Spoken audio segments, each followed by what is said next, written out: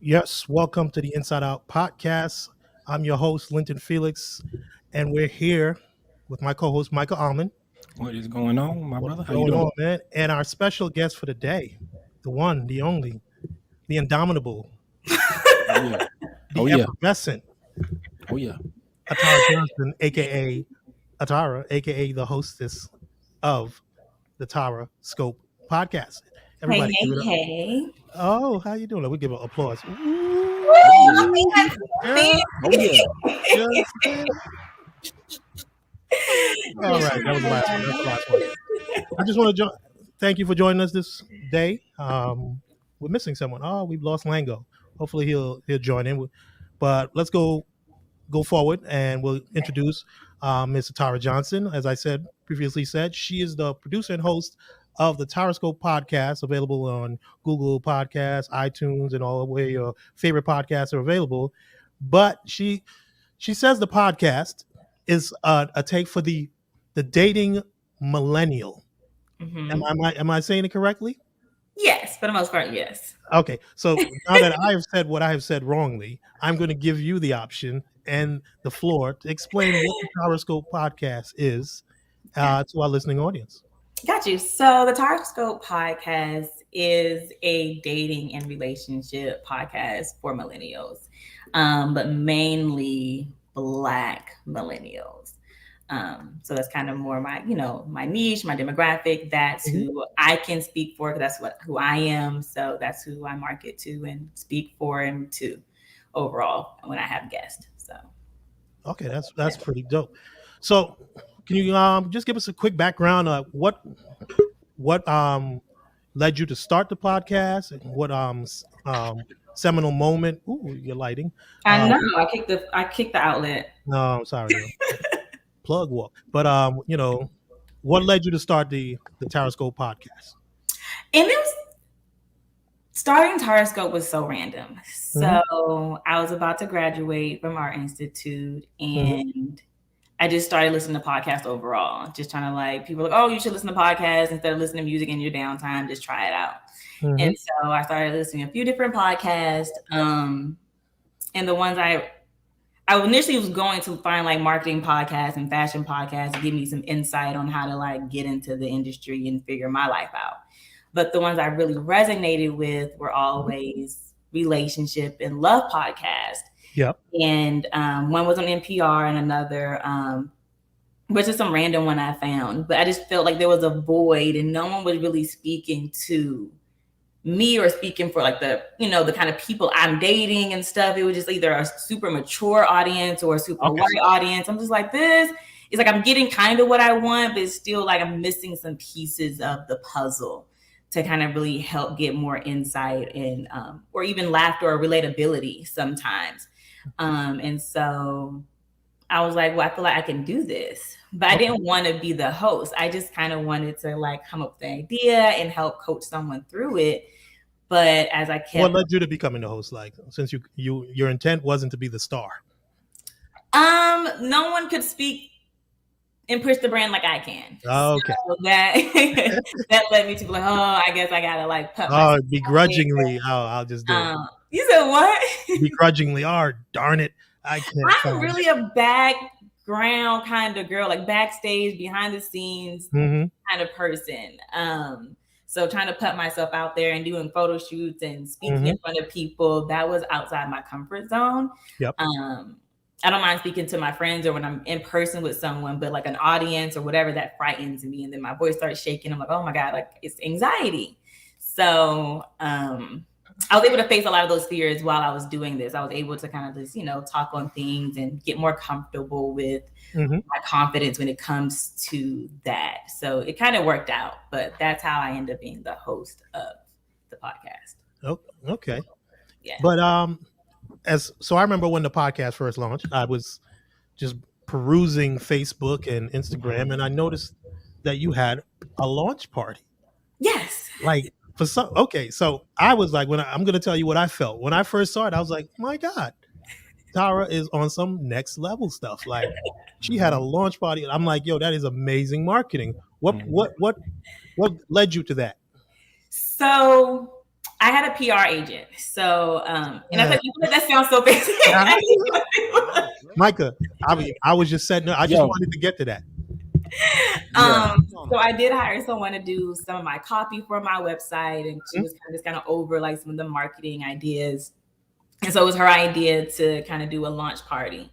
And I loved it. You know, I'm a little, I don't say bougie, but I like kind of like the finer things and like mixing, mingle, and interaction. So I'm like, this would be a really great time for me to just dress up and, you know, like show myself and stunt. So it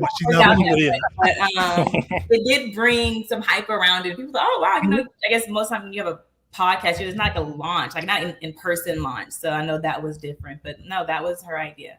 And so I can't take credit for that at all. Okay. So you hired a PR firm, and what was the reasoning behind the PR firm? Since you were just starting out, did you just say, "Hey, this is the best way," or it was just something that you just happened upon? So when I was in school, I interned for a PR agency, and so another one of the interns, like that was more so her true passion, and so she started her own. You know, after the internship ended, she started her own copywriting and like PR. And, you know, she's roughly around the same age. And so I think initially I reached out to her to write copy for my website. And she did such an impeccable job. Like the voice was my voice. I was like, I felt like I wrote this. Like I was like, how'd you get in my head and just know like these are the words I couldn't like formulate? And so I think she did some other work for me. And then I just was like, hey, how can I get you more involved? Because I need this help consistently. I need someone's going to help me stay on track, you know? So we would meet up monthly. She was like, oh, you know, here's a checklist. You got to do this. Your social media presence is low. You have to. And so it just, for me, knowing that I was still working, knowing I didn't have the time to do everything and come up with all the ideas, having someone to bounce that with and talk to and keep me in track really, really helped me. And there's a website. Yeah. Yes. And I can imagine like this was during you were still in school, right? I just finished. So I was working full time and I would get off and I would go home and work on this almost every single night. Grinding. Yo, I was gonna say this is a really good website. Yeah, because that's something. I just wanted people to see the professionalism that you put into it. This is pretty dope. Like honestly, so Corey did that. No, Corey's on your show a couple weeks ago. So he really helped out with he did the logo. He did the media kit. I was kind of designing. I would like, yo, can you look at the website? Let me think. You know, what do you think? I could afford to hire him for the website. You know, my budget wasn't that far. So I you had traveling his opinion on it. But yeah. Yeah, this is a really dope website. I just wanted to bring that out there, like that it was a dope website. So dope. Yeah. But okay, so now that we've gotten the website and we got into public relations, when your first episodes, what was your intent? Like when you started the podcast, like did you go into it and say, hey, I'm just gonna wing it, or did you have a mission? This is my intent from podcast 1 to where are we at, number 40 something. Yeah, I had there was no real structure. I just really winged it. I read articles. At that time, it wasn't too much, not like, you know, that was, I think I started really like 2017 when I was doing most of this research and trying to figure out. And so it wasn't what it is today when you can it's a lot more information out there on how to set it up and do this. And when I was researching, it was kind of limited. And then trying to look at these formats and then create the format that fits me and like this blackness and whatever. It was just really hard to try to figure that out. So a lot of the stuff I really did wing. I'm not into tech, so I was like, I don't really know how to edit. It was a whole bunch of like, I don't really know what I'm doing. But my friend says, you know, nothing is better than, you know, something's better than nothing. Done is better than perfect.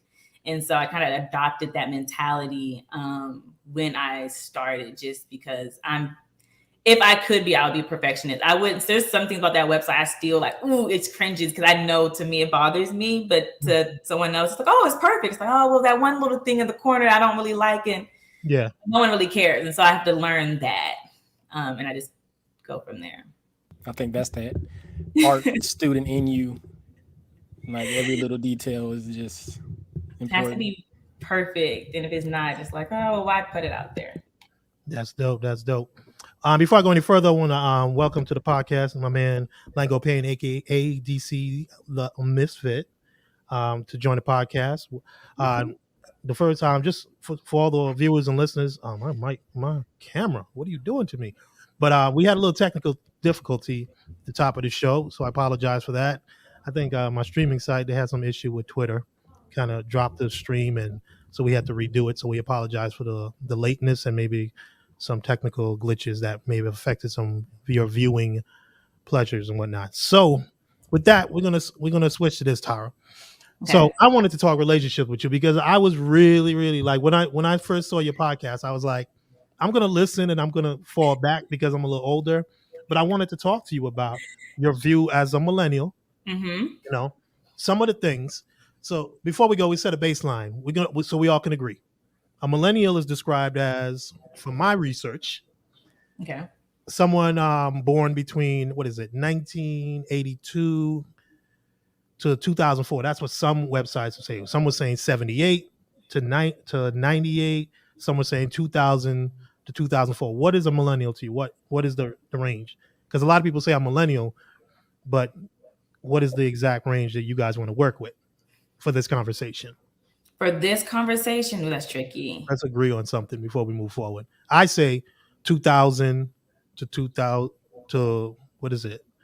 Yeah, from like 2000 to 2020, 2021, I guess. I could agree with that. Or Wait, then what? oh no, 1980. Excuse What me, age? Are you talking 1980 about when to you were 2000. born, or when were you like? Well, because they said anyone born between 80 and 2000, you would I think it be was either in your 82 and 20s 2000. or your 30s now, 30s, 40s. So those are considered millennials. Well, that is yeah, that is kind of correct. So I guess for me, when I'm more so, if I'm doing more so like demographic stuff, I don't really look at the 1980s. For me, it's more so Uh-huh. 1980, 88, 89 starting point. Well, that's for you, but according to the experts out there, let's say some of the experts out there, what was it, 1990? Okay, so okay, we'll do. Well, Well, no, because 1990. 1990, that's too no, that's Yeah. they 90 could have plus. shared it too much. I feel Well, that's like what I'm saying. So let's go some 1980 to 2000. 2000? That's 2000. That's a You 20 Yeah. year said 2004 on the article. Yeah, it 2004 said is 82 to young. 2004. So it's That's young. That's craziness. no, that's not young because anybody who was born in 1980 would be like 40 years old now. So They're like 17. Between like if they were born in 2004, there's like that. That's not who I'm talking. They're in high school. they're still considered millennials. They're I get in that, but that's not.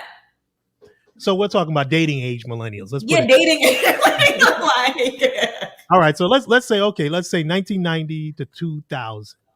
yeah, Let's That's cool. work with that range. yeah. So in that, who can do the math? So in that range from 1990 to 2000, anybody in that age would be in their what 30s now?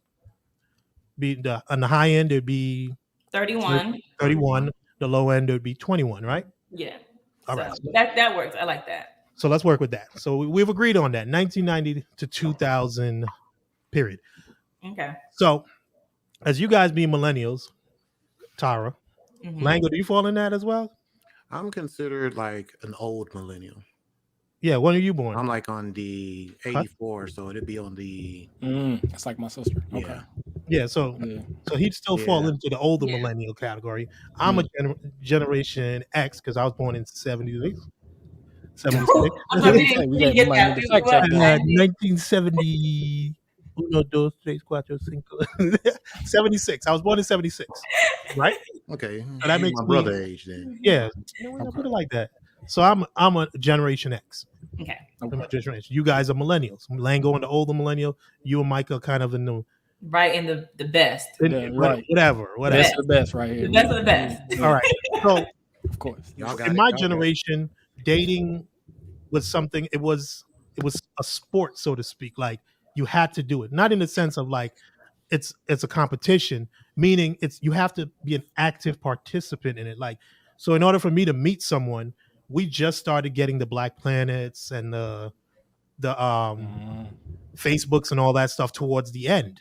Gotcha. So we were basically built on, getting to know people, getting out there, a lot of going out, concerts, club nights, all this stuff. So we grew up in that atmosphere, and we also grew up in an era where marriage started not being seen as a necessity right away, right? We also grew up where our parents, a lot of divorce started happening more than the generations before, because during my research, they said for the baby boomers generation, there was a 90% marriage. So like 90% of baby boomers got married.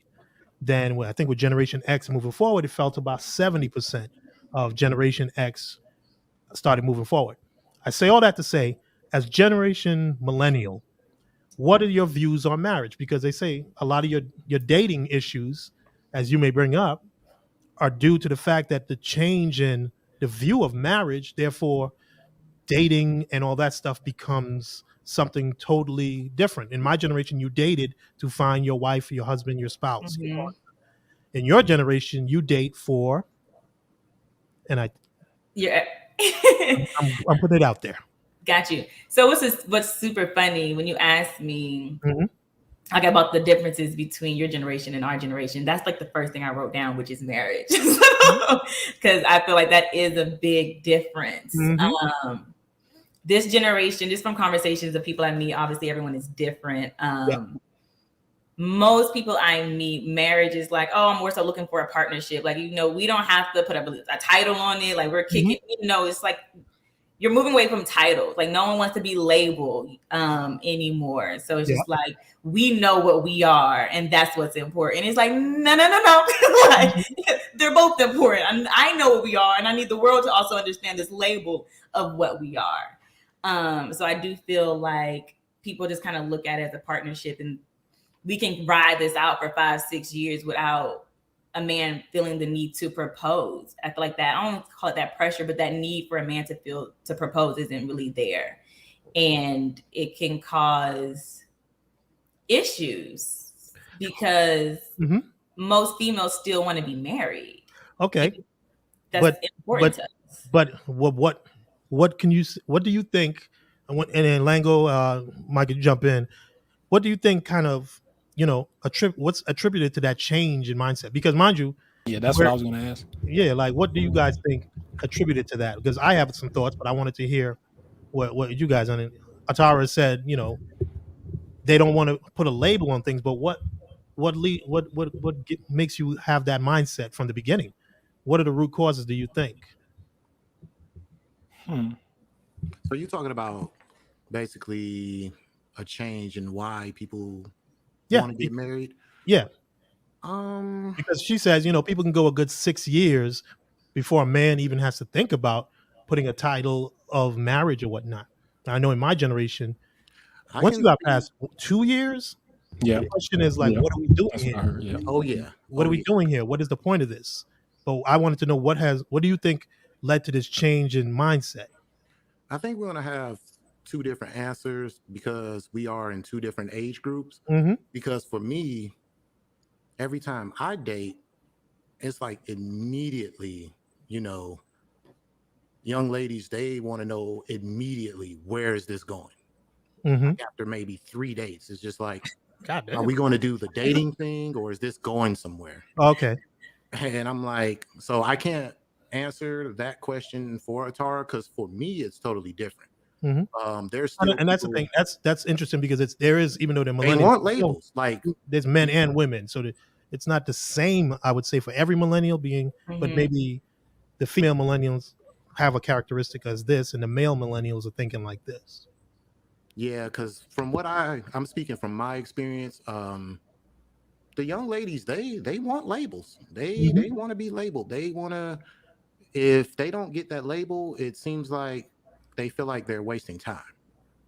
So they're like, no, we're not going to just do this dating thing and we're not going to just shack up and do this and do that. I need to know what are we? And from my experience, it's like the older you get, the crazier the dating game Mm-hmm. gets because women are not playing. Like they don't, there's none of that. You could sit around for 3-4 years and just be quote unquote dating and oh, you got a little label as a girlfriend. Oh no, it's like after a couple of months to a year, they're like, what are we doing? Like, is this going to be marriage or let me know right now because I can leave. Like, you're not going to waste my time. Now, Atara and Micah, I believe y'all around early 30s, right? 30, 29. So it may be a little different for you guys, but my experiences has always been like label, label, label.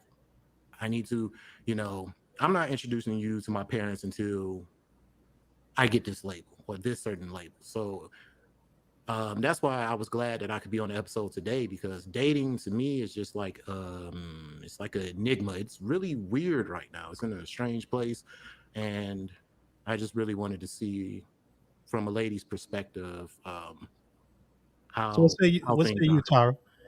So Let's make this point right there. I do like your point of view. So, and I agree, but I feel like it's always the woman who's looking for the label. That's why I feel like at some point you start selling just for like, okay, I know we're monogamous, like, and I'm okay with that because you're not really getting it from the man of like, you are my woman, this is what we're building. I feel like most of the conversation comes from the woman end of like, hey, this is my standard. Are you going to meet this requirement? If not, we're not talking. So then that pressure comes with it. But I don't feel like it's ever the man who's really sets that precedence of, hey, I want this kind of relationship and I want X, Y, and Z. And if you're not with that, then we can't talk. So the woman's always, I feel like, asking for the label, asking for that validation of like, am I wasting my time or not? And the man is a lot more laid back and chill with it. Like, oh, and that's where I think that shift and that disconnect comes from. And that's where you feel, I guess sometimes men feel pressured for marriage. It's just like, if I don't quote unquote pressure you, then what are you going to do? Because you're not really taking from our past. It doesn't seem like a lot of men are really stepping up to that plate without quote unquote pressure. So I do agree with you, and women are saying like, hey, this is what I want. We at that 2-year mark. What are we doing? Like, I want kids in another 3 years. Like, is that leading to that? Do you want that? If not, let's wrap this up. Let me move on and find someone who wants the same things as me. Okay. I agree with that. So we kind of agree on that, but I'm thinking, okay, with a lot of millennials today, I have issues with the guys, commitment. Excuse me. I have a career. I want to do these things, and he doesn't want to do these things, right? So, do you think it has anything to do with? Okay, I knew when I was growing up, there were a lot of single parents, a lot of kids. Okay, my mom and dad, they had me when they were together, never was married, and now they're separated. So they always grew up having separate families, so to speak. So dad was here, mom was there. So when you said you had two parents in the household, everybody looked at you, even though it's a stereotype I don't really believe in, but they'd be like, oh, you had two parents in the house? But now I'm thinking that has an effect, because now if I was the Generation X and I had a younger brother, and I do, and he's on the on Lango's side of the millennial structure, we had two parents in the household, but a lot of our friends had single mom, single dad, whatever. Do you think now that the fact that growing up as the younger person seeing this kind of leads into this avoidance of commitment on the millennial end, especially as you guys are so connected nowadays with social media, the internet, but yet it seems to be a big disparity in your dating structure? So you're thinking people who be so connected would be easier for them to commit. What do you think about that? I guess me in particular, or like Micah, or yeah, whoever wants to jump in. Micah, go ahead, Micah. Well, I was gonna say, to add on to what Lynn was saying, I was raised personally in a 2-person home, and a lot of times when I'm dating, they are like, "Oh, you got 2 parents," and that's, what's the word I'm looking for? That's not the norm. Yeah. Yeah. So I think that also, contributes to, the issues sometimes in some aspects today of dating, I feel personally. But yeah. Go ahead, Tara. I do feel like and I feel like everyone knows this, especially after a certain age. Your childhood has a lot to do with your views in how you date, even if you're conscious of it or not. Yeah. So I know for me, seeing my mom raise 4 girls on her own without the help of my father, for real, makes me like, okay, well, I don't want I don't want to bring kids into this world until X, Y, and Z. Like, I don't want this. You start viewing things in a different light when you grow up in a two-parent. When you don't grow up in a two-parent household, when you don't have both parents in the same home, or other people, families. Like, I have a half brother that most people don't even know about. Like, I stuff, I'm like, oh, my brother. I'm like, your brother. I'm like, oh, I first met him when I was 25, and da-da-da. Like, wait, what? How? Okay. So not only were we in two different homes, we didn't even grow up knowing each other. So when you also have that dynamic of, my father wasn't around, I have a brother or sister or someone over here that I don't really know, I'm not close with, that idea of family isn't taught and nurtured. You don't grow that idea of what a family looks like. So if you don't really know what that looks like, how do you really want it? Right. And that comes with it. So that's one of my things with millennials. It's like, I see a lot of people say they have problems with dating. And from what you just said, that would lead to you saying, I don't want to bring a child in. From your statement, this is kind of the mindset I feel you guys have is, I don't know what a family structure looks like. I don't want to bring a child into this world without that structure. Therefore, I'm looking for the perfect mate. You got to hit these lines. You got to hit these numbers. You got to fit this criteria. And the guys are doing it too. I think it's on both sides of the road. Like, the women have this thing, and then men are looking for this at this age. But whereas in our generations, a little older, you kind of went with love. See what I'm saying? It's like, if you love somebody, and that kind of led to the problems of you picked the wrong person to love or whatnot. But a lot of times we went with love, so we gave love a chance. Whereas you guys are looking for love to be perfect in your face. Like, this person is going to love me. It's almost a business decision. Right. Not to cut you off. That's what it just seems like. Everybody's like, okay, I'm not going to move forward with this unless this happens. It's very transactional. It is. It's very transactional. Yeah. What's that, Lango?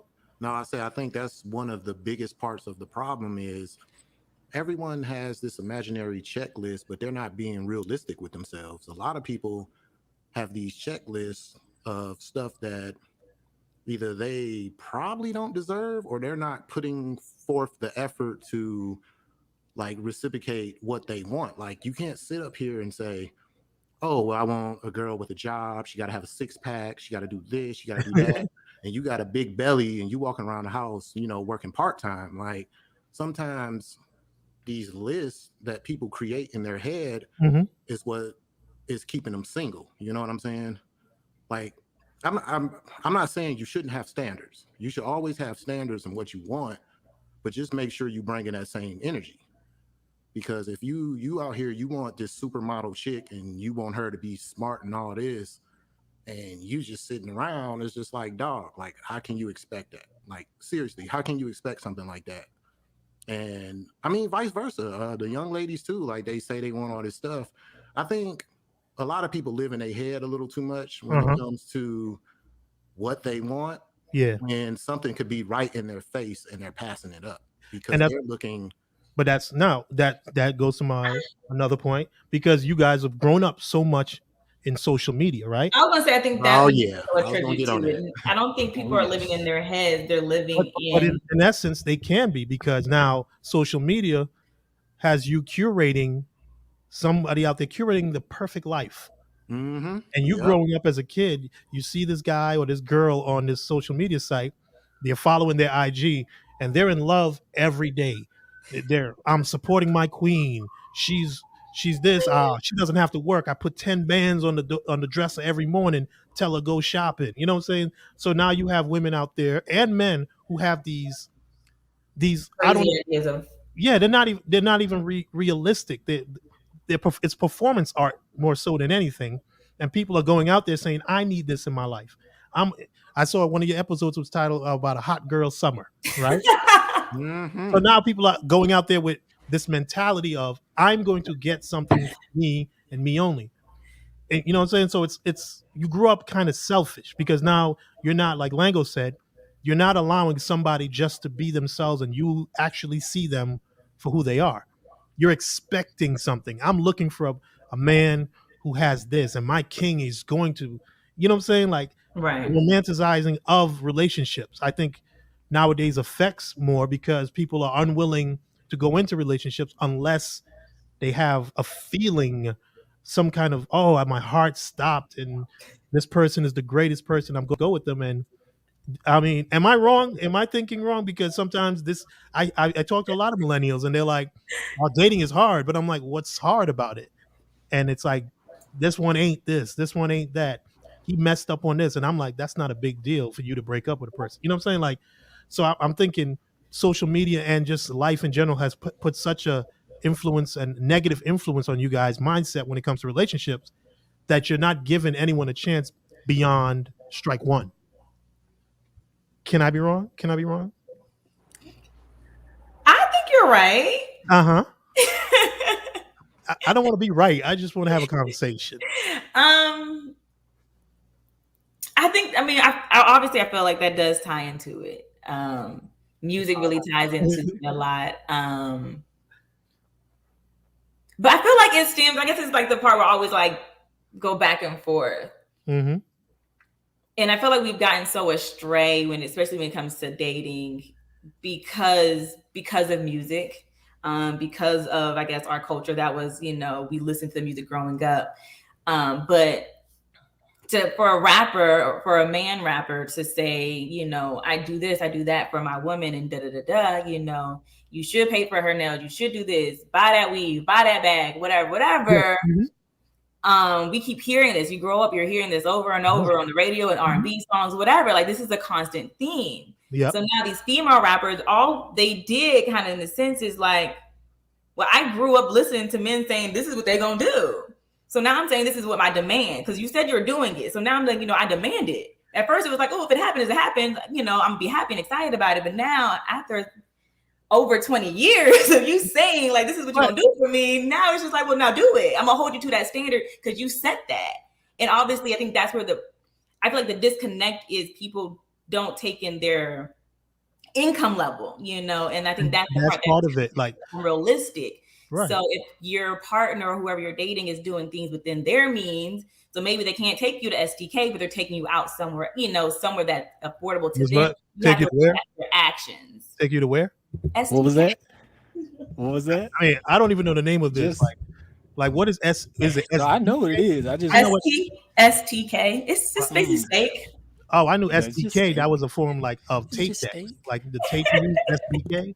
So now STK is the new hotness. It's the new hotness. But it's just, you're gonna go and spend a good amount, I guess, ish, or like Pasha in Atlanta. Like, there's certain places you go and like at the end the man spent some money. Especially if I ordered 2 drinks, we ordered appetizers. My plate was $30. Your plate was $30. Like, the man left and he spent some money. Then we may go somewhere afterwards real quick. Anywho, all I'm saying is you have to be realistic in who you're dating, what their income is, and look at their actions from there. And that's, I think, what we don't take away from some of these rap songs is, I can afford to give my girl $10,000. But what can your man afford to do for you, and what is he doing if he can't afford to do for you? And loving you, yeah. And so that's part of my thing too. A generation that has grown up on the internet wholly, like fully. From the time you were born, you know nothing but the internet. You guys are the first generation to do that. My generation, we happened upon the internet. It was like, oh, this is cool. We can do this and that. You guys, life has always been online. Everything, communication, whatever. So now you have this imagery constantly in your head. Like you said, you've been told since you were old enough to remember that a man's supposed to buy you a Birkin bag, give you money, blah, blah, blah, just because you are a queen. But in the opposite of that, the young boys have been inundated with, you are the ultimate man. The woman is for you to conquer, for you to have. If you're a super Negro, like you have the money, you have the car, she's going to want you just because. Mm-hmm. And it's your job to take that. So now you have these two opposing views. Mm-hmm. The woman feeling that he's supposed to do this stuff for me, but yet I'm a queen, you got to treat me. But the young men are thinking, if I got this, this, and this, you got to give me this. Mm-hmm. But to me, that's always been. Just it may be more hyper focused in your generation, where every young man might be thinking that. I'm not sure. I don't know how we can measure that, but from what I've seen, a lot of young men I know, they say things like, I wasn't feeling her. And I'm like, why? Well, she said something stupid. Or Yeah. the young lady says, oh, he was late. He didn't take this whole thing as important as I wanted him to take it. And I'm like, but did you communicate that? So now you're blowing up relationships over trivial matters is what in my mind. But that's always been going on. I just think it's hyper magnified in this generation, this millennial generation, where you guys put everything out there. So when you have a breakup, everybody knows you're single again on your profile in Instagram, on Twitter, whatever, or you're announcing you're going on a hot girl summer. So everybody knows that's code for I'm doing me. You know what I'm saying? So What that means? what that mean? Yeah, what is a hot girl summer? Like I've been wanting to Please understand. tell us. Please tell us. Break it down for us. Mango, please. you know I what would love to hear your I definition. have no idea what that is, sir. what is a I hot would girl love to summer? hear. I'm pretty sure she's gonna tell us. I don't really know what a hot girl summer is. You know, Is there I feel anybody like in the hot room girl that might summer, know? there's like a city girl summer, and they both are Yeah. the same thing but different things. So See, I thought they were I the just same. felt like city girl summer was more so. That was a You know what the city girls are. You know, like maybe I'm going for a certain kind of man. Okay. One who I know who's going to spend the bag, do this, do that. I felt more so like Megan, the hot girl summer was like I'm going out, we're having fun. So I'm Okay. going out, I'm Yeah, twerking, like being I'm single and having fun. smoke hookah, I'm doing day parties. I'm having a good time. Like Okay. I'm showing my body. I don't care. Kind of Okay. mentality. Versus like the city girls was a little different. So one is more scamming, the other one's more like I'm paying for myself. Yeah, like I'm gonna go out, I'm gonna have a good time.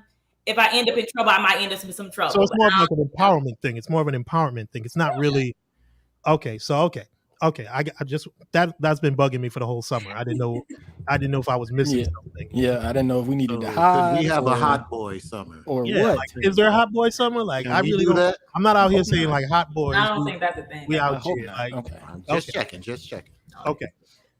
So now that we understand like a little bit about how millennials may see the world, right? Mm-hmm.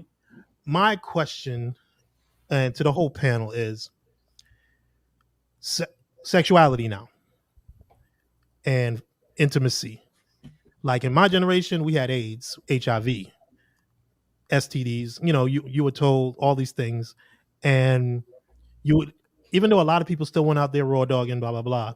A lot of us were like more, I don't want to say reckless, but we were more hesitant, more careful.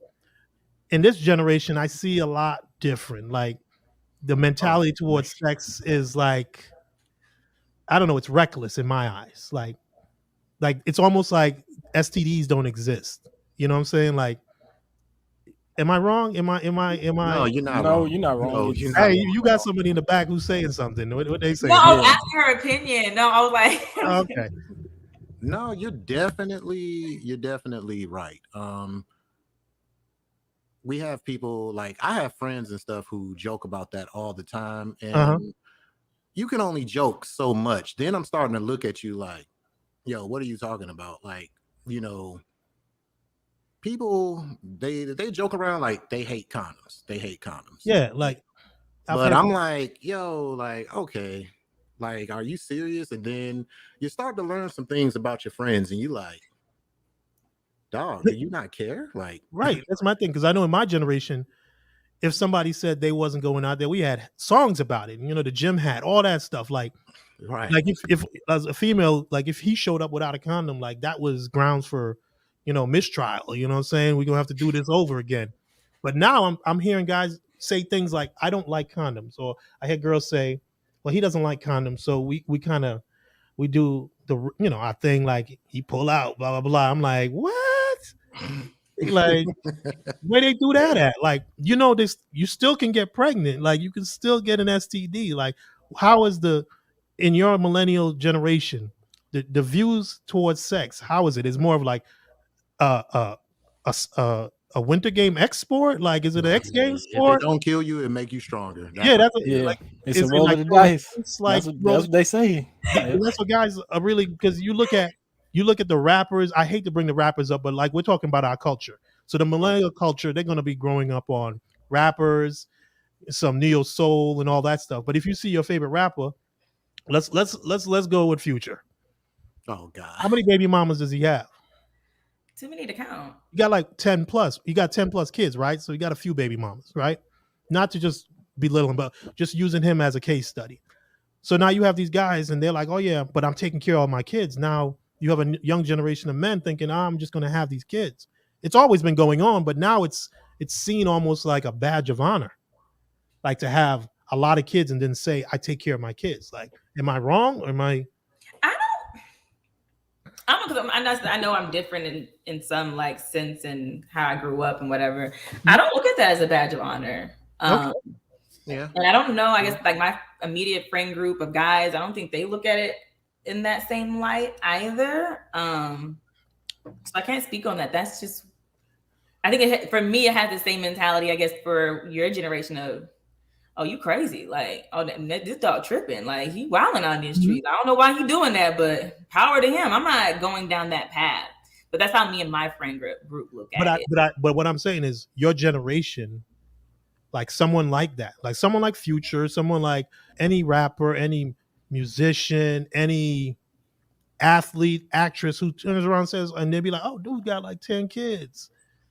But you know what I'm saying? Like Nick Cannon out there, like I've listened to his interview and he said basically, I mean, I understand his premise is like, if I choose to have a kid with someone, I'm going to make sure I can take care of them. But not everybody is Nick Cannon. Not everybody's Future. Not anybody's your favorite rapper. And even some of the rappers aren't that able to do it. Yeah, they're going to do it for the next 2-3 summers when they're hot. What happens after that? You know what I'm saying? But the idea that multiple women as you're having your kids has almost become normal. And I think I kind of blame my generation for almost like we had Tupac singing "I Get Around," and it was you know, That's a good song, by the way. It was a great song. It's a great song. Great song. It's a great song. But ultimately, it normalizes, you know, infidelity. But is it infidelity if you're not married? Yes. No, it can't be infidelity if we're not married. Who am I not fidelity to? Oh, so are we going to just change out the word to cheating? I'm just trying to figure out like what word are we swapping out? Are you in a relationship? If we sit here and say we have an understanding of like, yo, we're doing this. This is how we're moving. And you break that verbal contract, then what do you want to call it? Like, what word do you use at that point? I mean, but is it cheating if because your generation doesn't like putting labels on things right away? We're usually when I say, hey, you and so dating, no, we just talking. You guys have said that to me before, and I was always like, what is talking? Because in my generation, talking means that's the lead up to us dating, and that means we're literally just talking. We're literally going on dates. We haven't, but once you want to get intimate and be with that person, it's full on. We're dating. You have to be with me. I have to be with you. Right. But your generation we just talking. That is I guess the new signifier of a relationship. Am I wrong, Atara? Well, let me ask this. No, you go. Let me ask this. So, Atara, how do you think the talking stage has changed? Because it's changed from, for example, when we were in school. Yeah, it's changed. Everybody's definition, you know, I hear nowadays is different. So it is because everybody's always talking.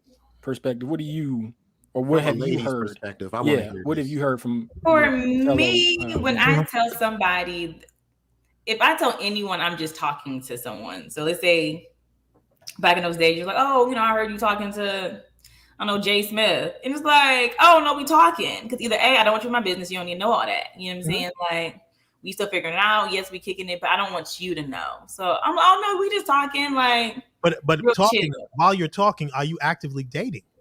Are you actively? Or y'all literally just talking? Are you literally just on the phone twirling? Well, you can't twirl the cord anymore, but are you just on speakerphone talking like? So sometimes it is that. Sometimes it's a real cute way of. For me, it's a deflection. I'm trying to like phrase this right without looking like I'm crazy.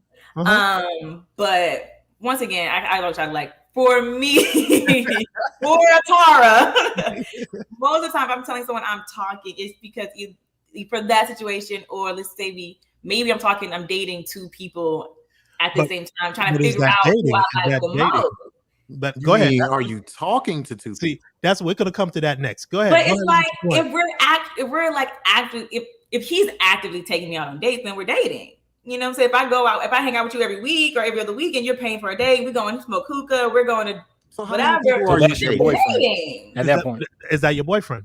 If y'all No, sharing we're hookahs, dating. y'all together. Then that's not dating. But that's why I say that's why for me, I'll tell people, oh, I'm talking to this person because I don't want these faces that y'all are making, these looks that are being given right now is like the fuck. And so to make it more seamless, it's like, oh, me and so are just talking. Because I don't need y'all in my business come and get these looks of, I don't know what you got going over there, but I don't like it. It sounds weird. You probably having sex with all these people, but I'm not.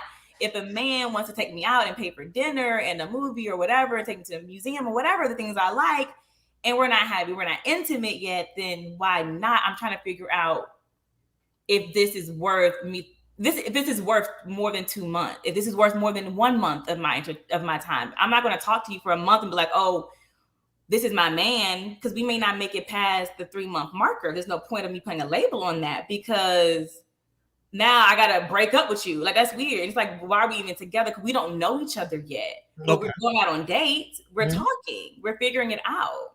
So wait a minute. Hold on. Mhm. This is no. This is good. I'm just going to give my perspective on it. With me, a talking phase is I'm talking to about 5 different people. I'm talking to you and some of everybody else. To me, talking is just a filler to get to know you, to see if I even want to waste my time taking you out. Now, once I take you out, other people that I'm talking to, they don't exist. Once I take you out, it's like you made it to the final 4. Like it's you. I'm not talking to nobody else. I took you out, so I feel like you have potential to be my woman. Once I take you out, then after a couple of dates, I feel like, okay, I know this person, and then I'm going to pursue it after maybe a couple of dates just to see, how we interact in person, beyond the phone. And that's, maybe I'm weird. Am I weird? I think that's really great on paper for a man. You're not the first man I've talked to who says that. But the major difference. Nah. Oh, she's like, nah, son. That ain't it. I hear you out. He's like, nah, listen. But I feel like the major difference, and we have to remember who's paying for what, right? Well, so why does it have to be on why we keep putting money in this? And I think that's a big part of the problem. Because this is what a man told me. This is what a guy I was dating or talking to dating. I don't know which one it is no more. That's when I was dating him. This is what he told me. So I'm just saying what he told me. So he explained it in the sense of, because I told him, he was like, oh, you be serial dating. So I'm just like, well, why not? Like, if I'm hanging out with you today, someone else will take me out 2 days from now, like I'm gonna go. Like if I'm interested, I'm gonna hang out because I'm single, right? Like this is what single people do. You meet people, you try to figure life out. But when it comes to a man, he's going to be more selective because he has to pay for all this stuff. So you're going, a smart man, not most of these men, because most of these men, they don't talk. They'll text real quick, and then they automatically they ask you out after a day. You want to hang out? You want to link? So you're different, Lango, in the sense of you're preserving your time. You're saving your in-person time. You'll get to know them on the phone with an actual conversation. Most of these on the FaceTime nowadays aren't doing that. You get my number, hang out at a club or whatever. You hit me up, yo, when can we link? That's automatic. So that talking stage has changed because we're not talking on the phone. But you automatically ask me out to meet in person and get to know me in person and go from there. So I think that's the major difference of we're talking to now we are dating because you invite me on a date. So I'm getting to know you on this date. And then the next date, we're getting to know each other more. The talking, the getting to know you have become more interactive in person versus being on the phone. So I am talking and dating at the same time versus what you're saying is I'm talking to you on the phone. When I feel like this is enough, then we're going to go to the date stage. Most men don't do that. So that's is that today's men? Oh, go ahead, Mike. I was gonna say, no, that's exactly what I was going to ask. Is that today? Because I find that odd because I'm like Lango. Once I get your number, I'm going to call you a couple times. Get to know you. Maybe we will get some. You know why? We go get why that's important. Go ahead. In the past couple years, the guys I dated. Wow. Nobody wants to go on a date and then you figure out that you have nothing in common with this person. Mm-hmm. So I feel like that little grace period, the on the phone, FaceTime talking phase is your time to kind of feel the person out. I'm not saying talk to this person on a phone for months. Like, that's crazy. Like, I'm just saying maybe your first couple of days, maybe a week, y'all just get to talking know on the the phone, person. and then the weekend comes up, you're like, hey, what you doing? You want to do this, you want to do that. Because I've been on dates like that, and I'm sitting here looking at this person like, I don't even like you like that. Like, I'm ready to go. I haven't paid for dates and left. Like, so I try to avoid that by at least getting to know the person on the phone before I ask them out. Like, I don't know. Maybe I've been on a date with someone the same day I met him. Like, I was legit at work, met him at the mall. Later that day, we went on a date. I'm thinking from my experience, I don't talk to people on the phone. But what happened with that? That's them. But what happened with that? We dated. We were in a relationship. It did grow to that. We ended up breaking up, but did grow into a relationship. I mean, it's exceptions to the rules. I'm not saying that, my way is the perfect way, or like, you may meet someone like you did and that spark may be there. And I mean, I'm open for that. Your way. I think that's what I'm saying. I like your way. So I was maybe 2 years ago, I was on a dating app. I was on someone else's podcast. Did you swipe right or left? Right. I forget what it was left. You were left. Hey, Tara, I'm with you. I'll be on it. I forget. I'm like, which one was it? I forget. But no, so I think I was meeting guys and they were like automatically basically asking me to hang out. And then one guy, he was like, oh, can I call you? And I was like, oh my God, like people ask this? Like, what? I was like, yeah, for sure. And we talked on the phone. I was like, the smallest thing. I was like, oh my goodness, like this is so new to me. Right. And that's the funny part. Like, I've heard women your age in the millennial category say they find dudes to be weird. When he calls and says, I want to talk to you, they're like, that's creepy. Oh, I love it. Because but I'm like, so how else now to know someone? Wait, that's creepy now? I've heard people say that's creepy. They like, let's meet up and go. On. Girls don't mind so there's no more caking. That's what I was taught. Creepy. My friend said it. I'm gonna be single forever, man. I don't know. Why is it creepy? Why is someone wanting to know you creepy? Because I would find it creepy if I met you on Thursday and Thursday night we're on a date. Right. To me, that's weird. I mean, we're not calling you a creep. You know what I'm saying? You're a stranger. Because here's the thing. Usually, like Lango said, before you venture to figure if it was a monetary thing. I got to pay for dinner. Like, I'm not paying for, like, blind dates is what you do that for. You meet someone, you find out about them. Let's have a blind date because we don't know each other. But if you meet somebody and they give you your phone number, that's why I asked for the phone number. So we can talk to see if we're compatible. Right. I think everything is instant now, like Instagram, like everything is very microwavable. So like you're on this. I guess a lot of people look at like, I don't want to waste my time. They have this I ain't trying to waste my time mentality, or let me move on to the next thing. If it's whatever, they're just moving super quick in the world. Don't really your millennial generation is seen as the microwave generation. You guys are the microwave generation. I don't know, but Micah and like I love it. Like if that's how y'all approach dating, like I wouldn't change it, because it's for women like me. It really opens your eyes. Like, oh, there's still, I guess, regular men out there who really want to, because I look at it like you really want to get to know me outside of like you're taking me out on a date to pay for this date, hoping that you're going to have sex. That's what I think. That's when people, when a man really like, yo, I want to talk to you on the phone, whatever. We do that a couple of times and you're like, yo, based off of that, I kind of know the things that you like. I plan this date with you. It makes it more special, but you don't get that for me, when I was dating, the apps and whatever, I didn't get a lot of that. Like that was rare. Right, because dating is more of a precursor to sex. So it's like, if I meet you, I'm trying to take you out to dinner to impress you. And that's why I say, young women, you've grown up with this, hey, he's supposed to take me out to STK, BK, and all that stuff. Like, you know what I'm saying? Not BK, that's Burger King. You got cheese, yeah, that's Burger King, man. I know. Come on, man. That's you take them to Burger King, man. You don't need to be dating if that's a date. Also, now is she too good for a Burger King sandwich? I'm just saying. Burger King? No, okay. McDonald's. Look at the Zaxby's, Chick-fil-A. Okay, you can do Chick-fil-A. You can get play off Chick-fil-A sauces. But like I was saying, you can get away with Chick-fil-A, but go ahead. Yeah, you get away with that. But I was saying, like, now that you've grown up, okay, he takes me out of the date. I'm being impressed.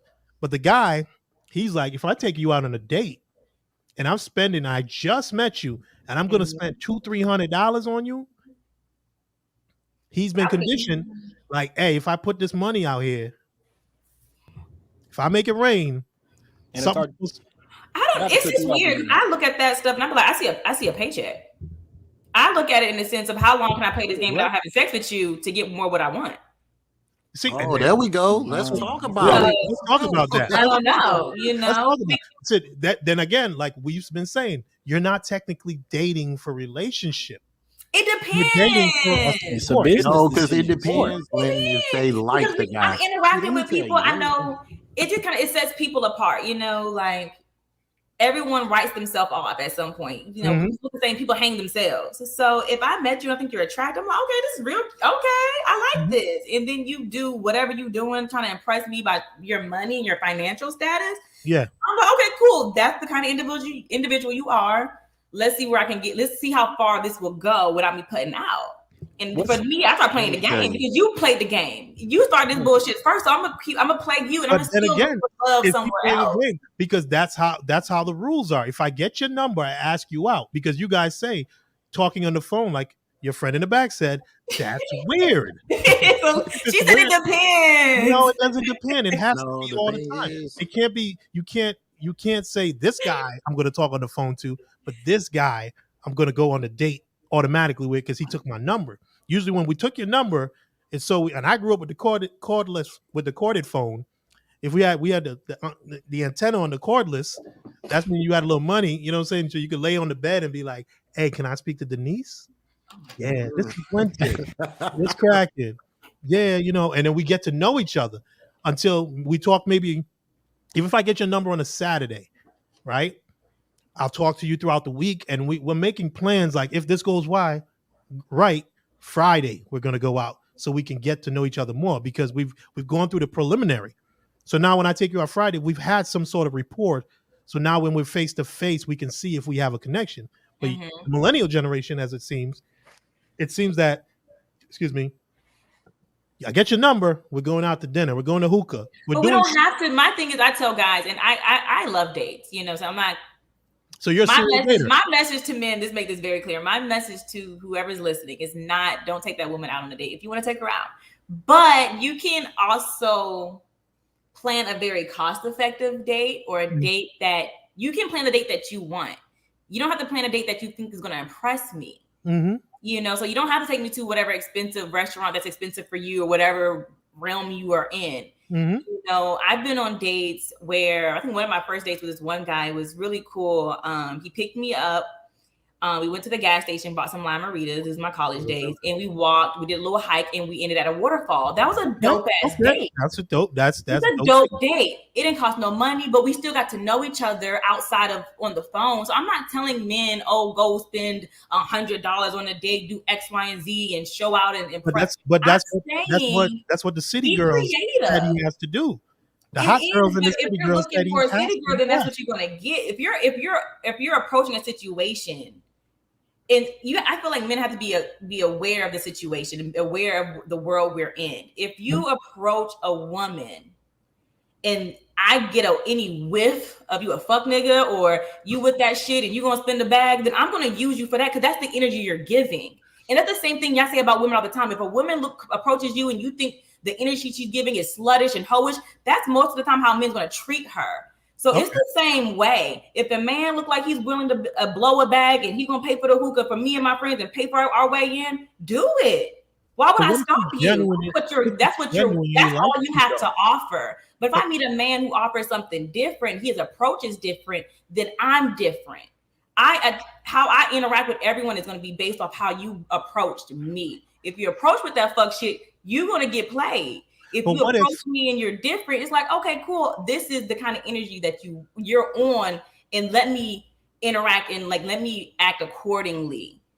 But that's just my view. But I guess you can say, like, if a dude is just throwing money out there and he's I'm gonna take it. Like, who gonna pass it up? But what if he genuinely likes you and says, hey, Atara's out here with her girls. I'm gonna be the nice guy and let Atara know, hey, I like you. Yeah, And you you and your can friend want to smoke hookah, and then you automatically see the that. energy is different. The energy is different Okay, between so those. it's an energy It thing. is. It's Okay. you can tell how they you can tell. For Okay, I not just all want the to time, but most part I you just can tell. I just wanted clarity because I didn't want you to Yeah. say that, and then dudes were like, "Yo, I really like the Tara," and that time I took her to the hookah and I bought it for she and her homegirls. That's why she didn't call me back. Like, you know what I'm saying? Like, Yeah, serial dater. You can read people. You know, at okay, some point you start reading people, you know, at 20 whatever I am, you I've been doing this enough to be like, okay, this is gonna get you're a this is gonna veteran now. go. You signed the extension, Micah. She signed an extension. She got off the rookie contract. Yeah, She signed the rookie max extension out here. extension, max deal. I've been doing this. I'm just Okay, saying.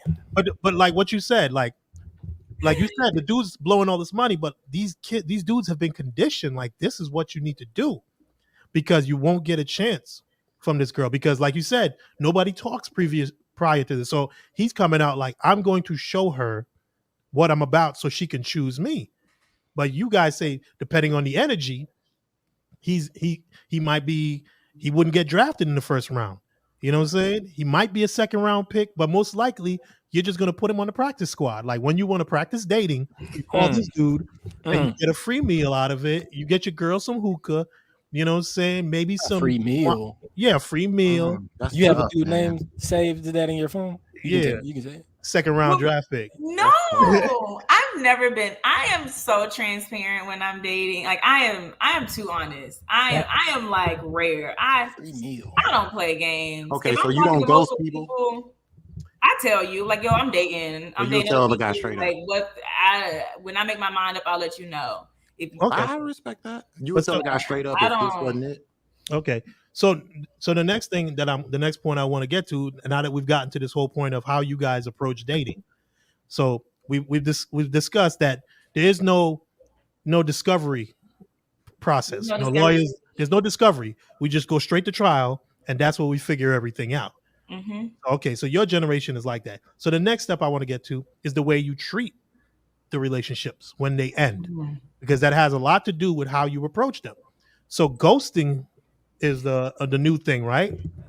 The new lick, that's what they say. Is the new what? The new lick, that's what they say. Yeah, It's the it's new like play. ghosting is something like in my day, if you just cut off communications with a woman, like a lot of people would be like, "Yo, you foul for that." Like, just tell her you don't want to mess with her no more. But in this generation, because of the technology that you guys have grown up with, a lot of times you meet each other online and you make texts, boom, boom. So the relationship started off to me almost superficial, right? Because you didn't really talk. You were just texting. It was superficial language. You didn't see any emotion. You didn't hear each other on the phone, like how you actually sound, except for just call me when you get to the restaurant. I'll tell you where I'm at. You know what I'm saying? Like that's about it. So you guys text a lot in this generation, right? This is something that millennials are, that is a stereotype, or I know it's a fact. You guys do a lot of social media, DMing, texting.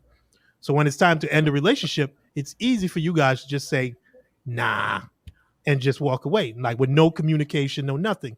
So in turn, to me, that lends to how the relationship would have gone, period. Like if it's all superficial, that could be thrown away at any moment, how do you form lasting relationships?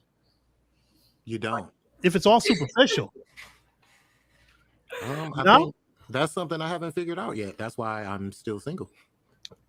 I don't know what to tell you on that one. Knowledge.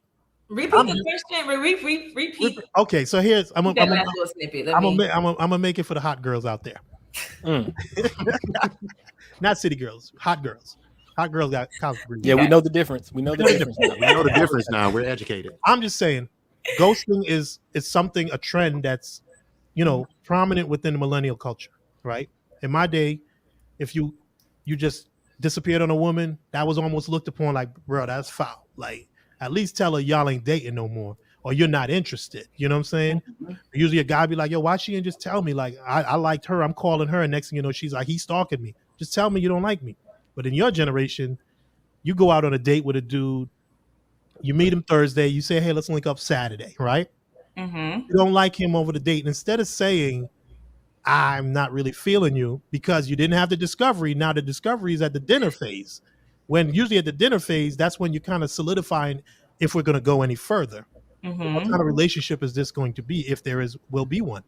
But now you guys are just like, I really like him, and that's it.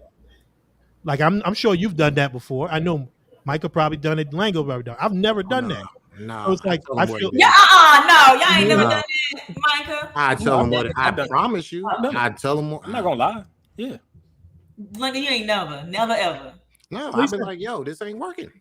It's not Lango the hard. type who wanted. He looked like, but that's something I had to learn over time, though. Yeah. It is. The only reason I'm like that because I don't thing I don't want people to do that to me. Yeah. So I'm okay with telling somebody like, yo, I really wasn't feeling it. Like, and I adapted it was done to me, so I'm gonna do it to somebody else. I'm gonna just like, well, someone played me, so someone didn't give me the respect and the decency to tell me they ain't want to deal with me no more. So, and I got over it. So will you. I guess that was the mentality I had. But that in turn leads me to your point. Dating in the millennial culture, if it's so Mad Max Beyond Thunderdome, where you're like, how can you man for yourself? Yeah, how can you find a lasting relationship now going forward? It's hard. You have to meet someone who's on the same page, and it's extremely difficult. It is extremely difficult to meet someone who has moved past the games and have matured past their nonsense and realized the mistake in their old ways and is ready to effectively communicate. It's hard. I'm not going to act like it's an easy task to meet someone that's like-minded as you, but it is possible. And that's why I feel like I always tell people, like, keep hope alive. Keep hope that love is out there. It is. But, okay, so now I'm a hopeless romantic. So maybe that's, maybe a little bit of that too. But I feel like you're a hopeless romantic and a cutthroat millennial. Like, I'm not cutthroat no more. Not anymore, but still. I think Atara's just aware of the temperature out here, and she just acts accordingly, But at the same time, she wouldn't mind, being in love, romantic. You know what I'm saying? But you still gotta, survival. And I'm just speaking from a millennial standpoint, but that's just what it's play it or be played out here sometimes. For sure. But and you ain't about to play. And I think that's where everyone's looking like, you ain't about to play me. You ain't about to pump me. You ain't about to. You're not gonna tell your homies, your friends that, oh man, yeah, that girl, she just would. We not like, it's so no nonsense. And I feel like if everyone kind of just relaxed and let their guards down and opened up and became a little softer, then it would be a lot easier. But this is a real dog eat dog world. Like, if I find a good man, someone else with the same good man, like, it's just hard. It's just not the same no more. It's not, but at the same time, it's how it's always been. Because my whole point is that even though you're millennials and you have these issues, your issues are compounded based on the society we live in. But a lot of the things you're going through, we all went through. It's just, it wasn't as heightened because everybody didn't know your business. In this social media era, when someone's going on a date, when someone's dating someone. Even if you don't know, you can tell by their social media posts when the girls say, like, hey, I'm doing me now, blah, blah, blah. Or the fellas say, hey, man, you got to concentrate on yourself, king. You know what I mean? Like, future me. You realize, hey, they post their future me. You know what it means. You know that they just went through a breakup or something happened in a relationship. Whereas in my generation, we could keep it silent because nobody really knew. You broke up with somebody unless somebody was in the room with you while you were talking. Sure. But now that most of the world knows your relationship status, I think it kind of lends to the way you approach relationships. Like, if everybody's going to see this, because I'm going to put it on Instagram because you guys have been conditioned for that. Like, it's not a real relationship if people don't see it on Instagram or see it on TikTok or whatever. Like, am I wrong? I think everybody think they're in a reality TV show. Thank you, Lango. Thank you. Everybody feel like their life is important and they don't care, and really nobody cares. Like, everyone cares. That's a lie. Everyone cares. Everyone cares if they care about you. Everyone cares. If they care about you. If everyone didn't care, then everyone would not be on Instagram. Like, that's not. No. Everyone's on Instagram because they want to curate the best life possible to make themselves look interesting. Yeah, but people buy into that. Like, how is it that people care because YouTube bloggers are now a thing? Like, YouTubers are a thing because I cared enough to sit at home doing nothing, looking for love, watching you and your love. Like, damn, I make it this. People care. I blame my generation for that because we are the ones who put that out there with the real worlds and all that. That stuff, we had the dating game and all that, but it was like a game show. But it was about finding love. My generation, reality TV caused you to now you can create your own new you. So now that someone's online, they may be a dirtbag, but online they're the greatest guy ever. He's gonna like, Queen, I'm gonna rub your feet. I'm gonna give you this. But then you check behind the scenes, he's got 8 kids with 3 different baby mamas, and you're like, yo, the math don't even add up. Like, you know what I'm saying? Like, so it's like social media has changed your views altogether. So now dating is not just about finding love; it's about finding the proper man or woman that you can post on Instagram and say that you're married to. Like, to me, that's how it feels like. Maybe I'm just being sarcastic, old dude, or get off my lawn.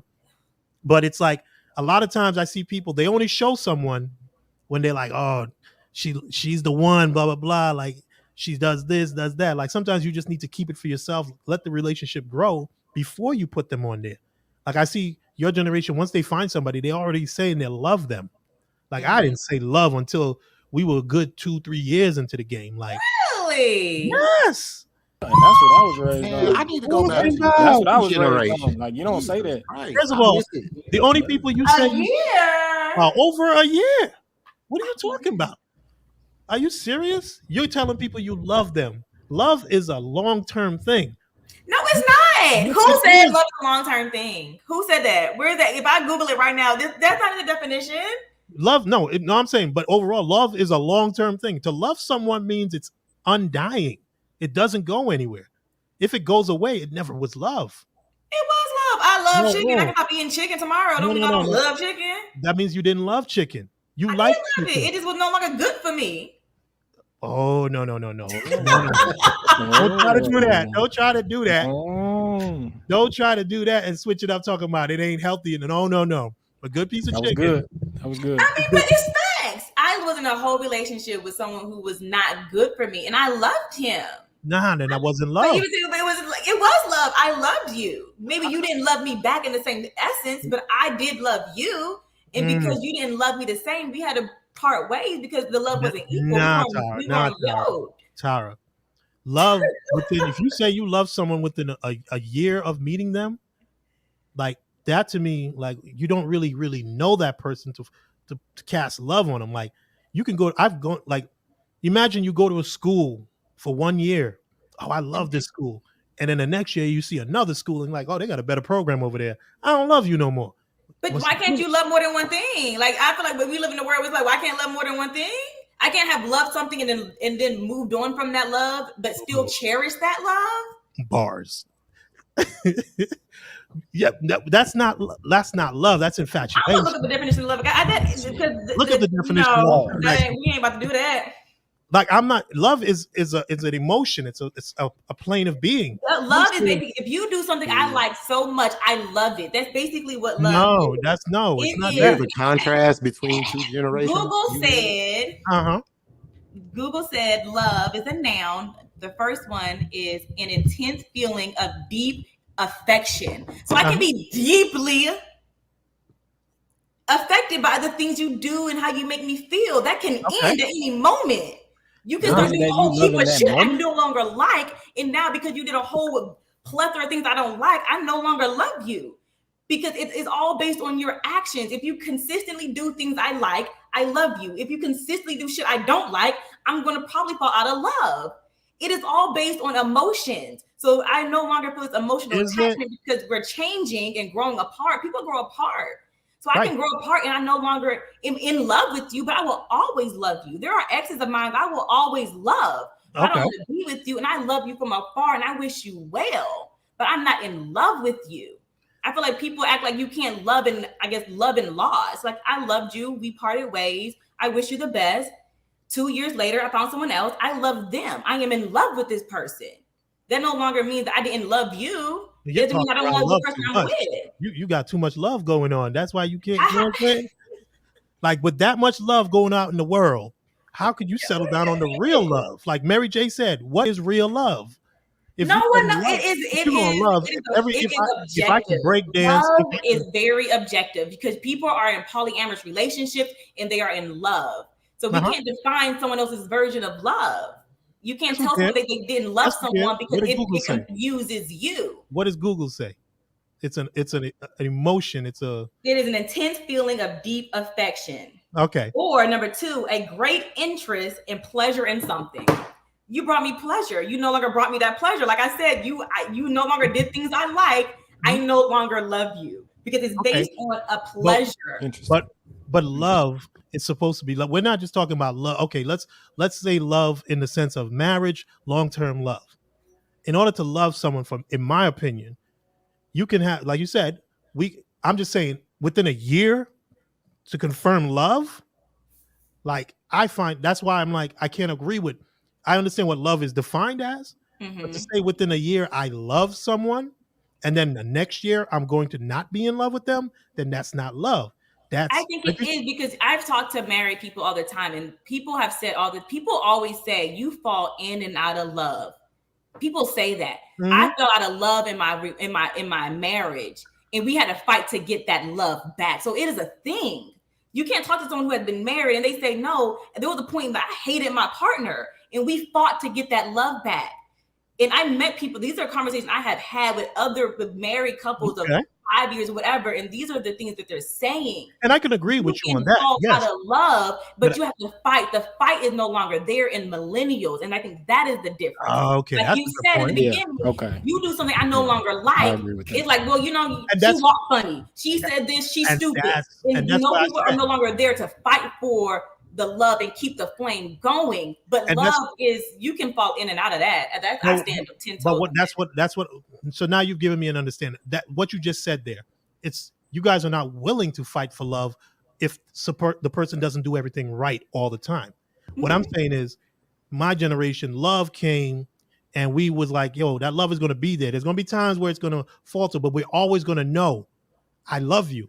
You know what I'm saying? So I will fight for that. Your generation, it's like I said, it's not love. It's like, okay, I love what you do this for me. So it's almost like a trade. It goes back to the whole We dating. said it's like transactional. Right. So transactional that if tomorrow the price is too high and I don't want to pay it, you're like, I don't love you anymore. Whereas my generation and previous generations, I hate making it this, but just for the argument's sake, we would be like, hey, I'm going to fight for this love. If this is what you're doing now, I'm going to meet you there because you're here right now, but I'm not going to. Your generation, Micah, Lango included, like Eddie Murphy and Boomerang, if her toes curl the wrong way, oh, I can't miss it. Right, that's why in Boomerang, everybody looked at that character like, bruh, you shallow. Like, you know what I'm saying? But your generation is the embodiment of that, is what you're saying. Like, tomorrow, if you don't do this correctly, I don't love you anymore. Whereas my generation is like, if you do that, hey, let's have a conversation. Am I barking up the wrong millennial tree? No, you're I like that. Those last two statements are 100% actually right. correct. I agree. I agree. You're right. Oh man. And I think those are the things that are missing. I feel like a lot, like y'all point of view. I feel like if we could have like takeaways for men who are listening is to really go back to the dating, like really, I guess, go back to the talking stage. Right, get to know the person. Really missing, like you said. So then we're not going on the date. This is a waste of my time. There's no reason. I don't know you. But what am I giving you? Like, what respect is like? I met you 2 days ago. We hung out. Like, I don't know you enough to respect your time because what time did we give? You're right. You didn't invest anything. So it's like, well, yeah, I can ghost you because you really didn't. What conversation? Like, we just met. So I think that's why it's so easy to ghost people because it's like, well, I met you. I just met you for real. Like, I feel like I don't owe you a conversation because we barely conversated. Like, we never talked. So I don't feel comfortable communicating to you because we never really communicated. Right. You're like that's the first takeaway. And then honest communication, I feel like a lot of people don't have. People don't have those deep, hard conversations that moves a relationship forward. We run from it, we hide from it, or we have it with other people like our friends. And then we don't tell our partners. And then that's where all this chaos and whatever comes from and disconnect. And I agree with that point greatly. I was going to get into the next point is the friendships that we have. Like, it seems like our friendships, both male and female of this generation, are more important than finding love and having a dating relationship with someone. It's almost like if my friends aren't on board with it, and it doesn't fit our program of what we set forth for each other, then I'm not going forward with it. Am I wrong? Stop looking back at your friend. You know what I mean? You're proving my point. You're proving my point. You look right back at it. You look back at it like, is he right? Do we do that? I don't know. I need validation. I'm like, You need validation. But I mean, you need validation because you're in a group think type of atmosphere, like social media, text message, text chains. I'm in text chains, and a lot of times our friends form our opinion, but a lot of times our friends' opinion can become ours, even though we may not necessarily have the same experiences. So I hear the routine and the stereotypes. All men ain't shit. Blah blah blah. You got to do this and don't worry about no man. Like, so if you never had that experience, but someone next to you has, be it a mother, an aunt, whomever, and you've heard that from the time you were old enough, let's say 10 years old, to comprehend, to now that you're 20 something, for 15, 20 years, you've heard that men are trifling. You just got to make sure you get yours and blah, blah, blah. And you take charge. You don't allow a relationship to grow because you're coming in with these preconceived notions. But my opinion, it's not any different than what happened 30 years ago. This was still going on. It's just more amplified today. No, maybe.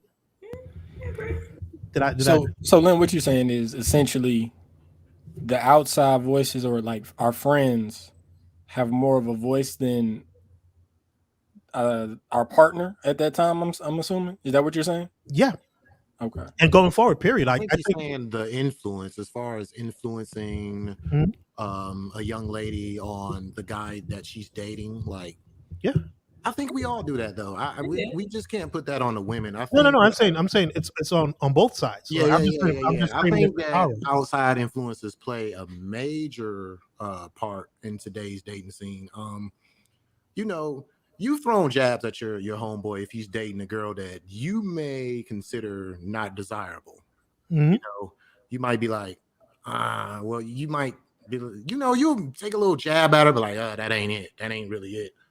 And we're influenced by it. Yeah, I'll say that honestly, we are. We'll take that into consideration, especially with guys, because we're a little harsh. I don't know how the ladies do it, but guys, we'll be like, yo, like, dude, what are you thinking? Like, nah, that ain't it.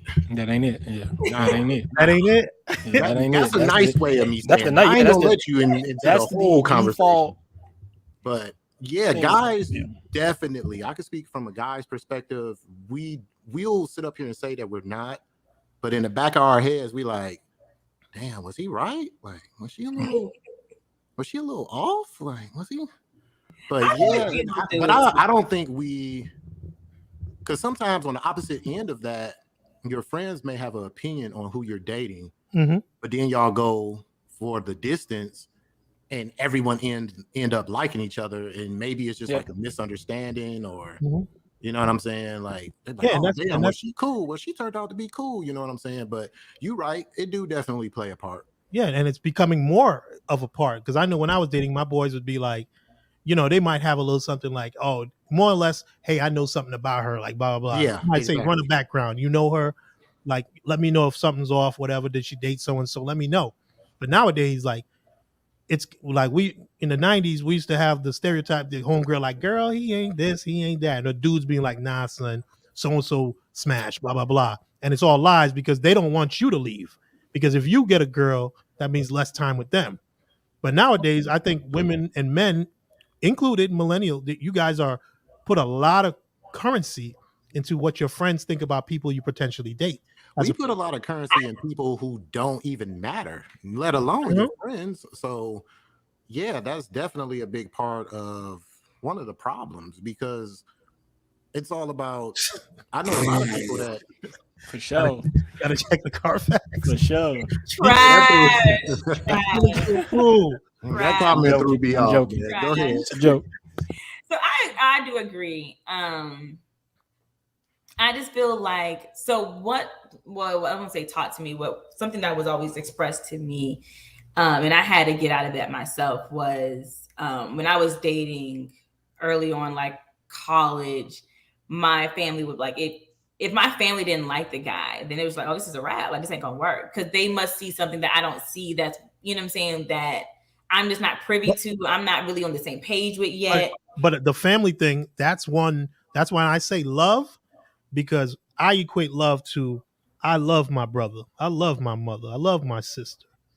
Love for me means I'm going to love you when you make mistakes, right? Mhm. A person like that, if they say to me like, "Hey, Lint, she ain't with it like that," I would take more credence to that than say a friend telling me that, because they may be jaded by their views on their dating. Whereas my family might look at it just like based on me and this person, they're gonna be like, they have expectations. Like, we want someone to treat you like this.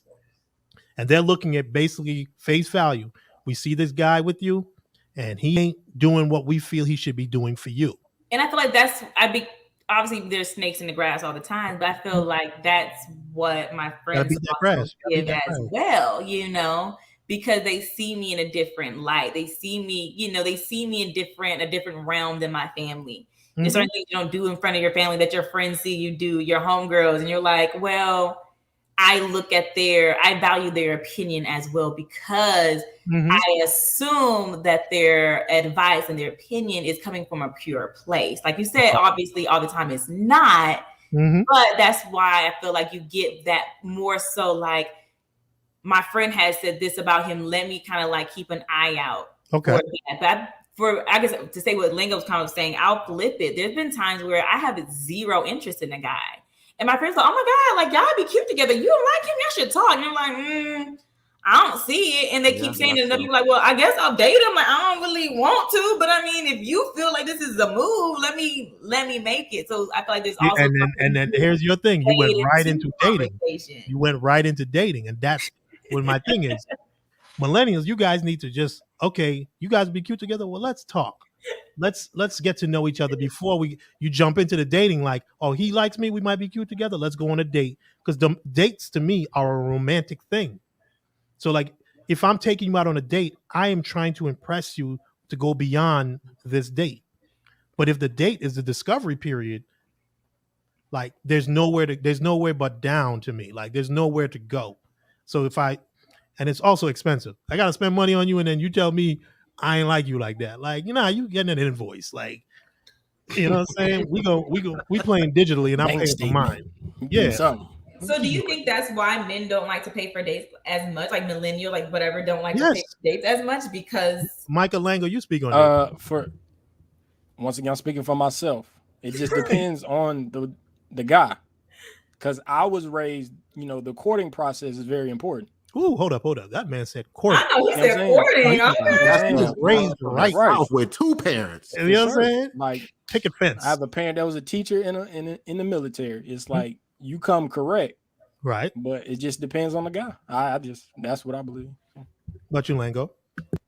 Man, honestly, like paying for a date, that's not a big deal for me. It's really okay. It shouldn't be.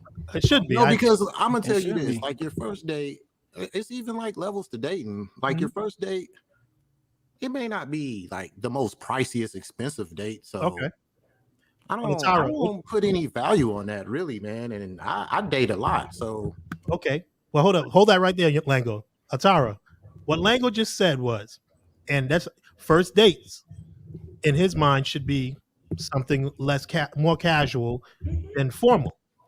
Your first date, and even your friend in the back. What are the standards for a first date? If a dude hits you up, you at Starbucks or whatever, and he was like, "Yo, I'm gonna get that venti for you." But if you get that venti for you, put your number on my venti as well, and you be like, "All right, I'm gonna hit you up." What's your expectation? Like he hit you up, like, "What's up, ma? Yo, let's go get a little something." You know what I'm saying? Let's go to Ponce or whatever. Boom, boom, boom. I'm gonna let her answer first because I had a conversation with my coworker and he made me feel like I was just different. So what do you? Different. I am. They asked for your opinion because I kept looking back at you, so they know. You part of the show now. You part of it in the show now. Get in. What she say? Sway your answer. So keep your answer. I don't want to sway your answer. So for me, I don't say I don't care what the date is. I truly don't care what the date is.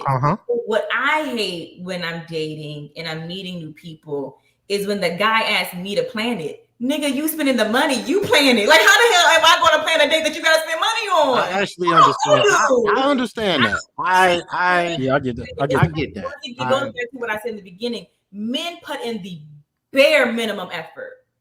You know what I'm saying? It's just like females now have to do all the legwork. I got to plan the first date, but you spending the money. Like, do your part. Like, did I add on to that?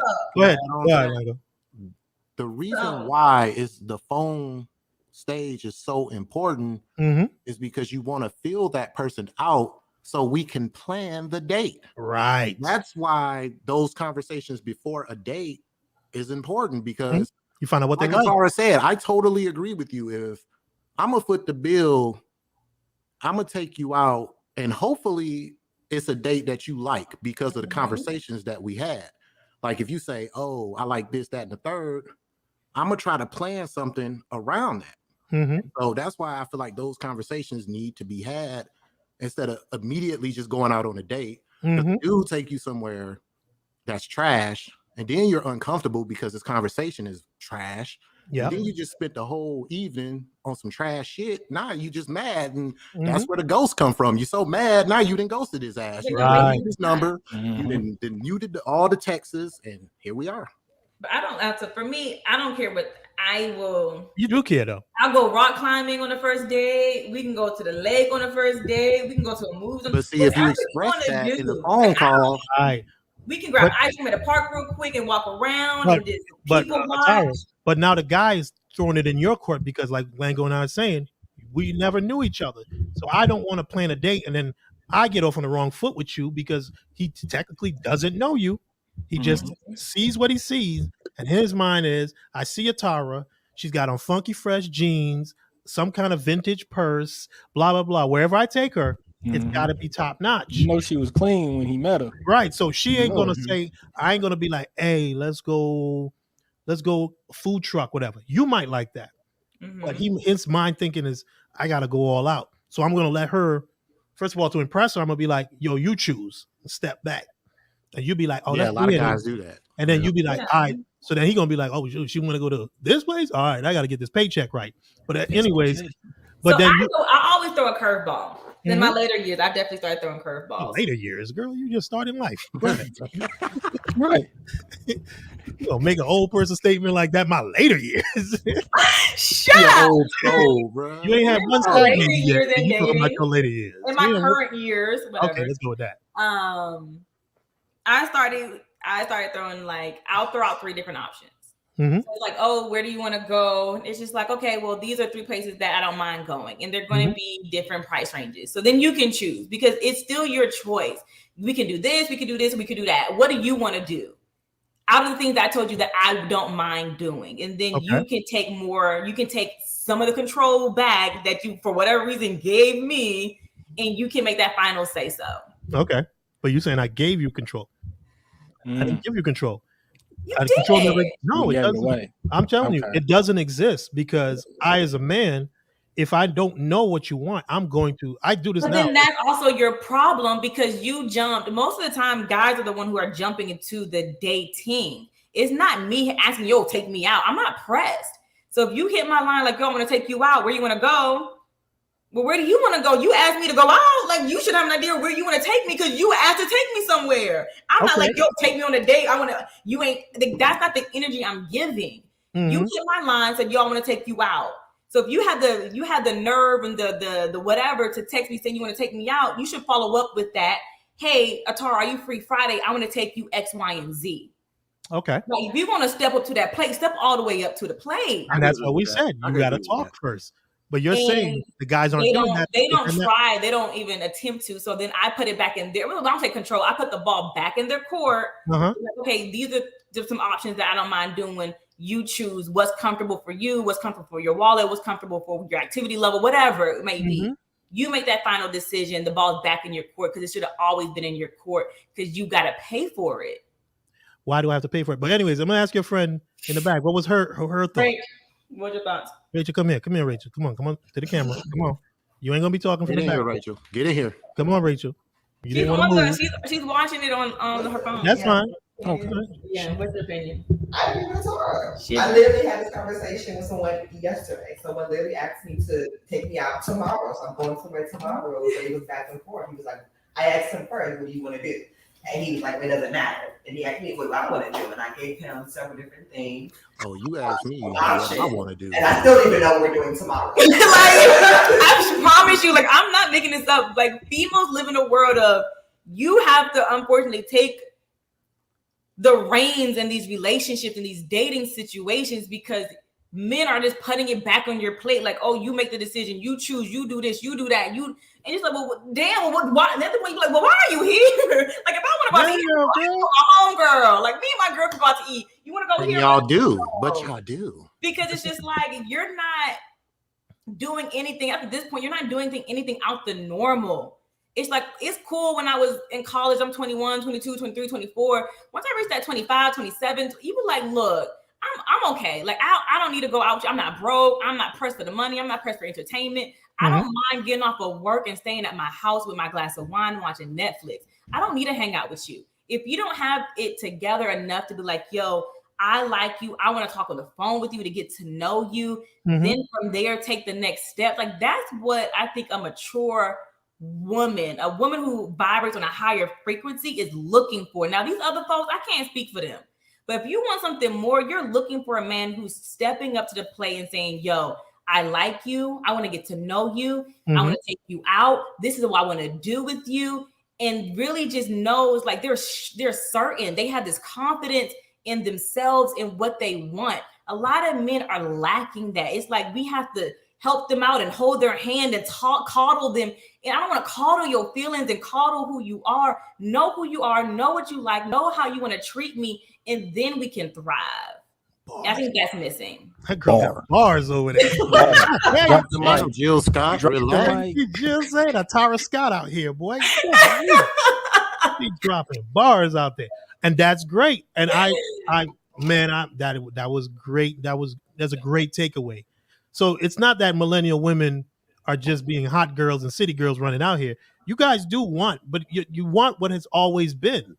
But I think it's just because of the society we live in, it's hard to verbalize, even though we communicate so much more now than ever. For some reason, it's hard to verbalize and communicate that because the imagery out there is everybody. Like, I can speak, I'm gonna play devil's advocate for the young men who be like, what's your friend's name in the back? Rachel. So Rach, right? So pretend I'm a dude named, my name is Kurt, right? Okay. And Kurt meet Rach and he'd be like, yo, what's up, girl? How you doing? My name is boom, boom, boom, boom. I'm Kurt. I do this, that, like, I'd like to take you out sometime, right? His fear is whatever I choose, I don't know, because he doesn't know you really. He's been conditioned. I got to take Rachel here. I got the best thing is let her pick the meal. That way she can't say, because this is what he's thinking. Let her pick the meal in the place we go, so she can't go back to her homegirls and be like, his broke ass took me to Sizzler. You know what I'm saying? Or his broke ass took me to Applebee's, and then we ordered 2 for $20. Like, he didn't even let me get my own meal. We shared. Don't be knocking at 2 for $20, bro. Yeah, we can't knock it. So I'm playing devil's advocate for the younger men.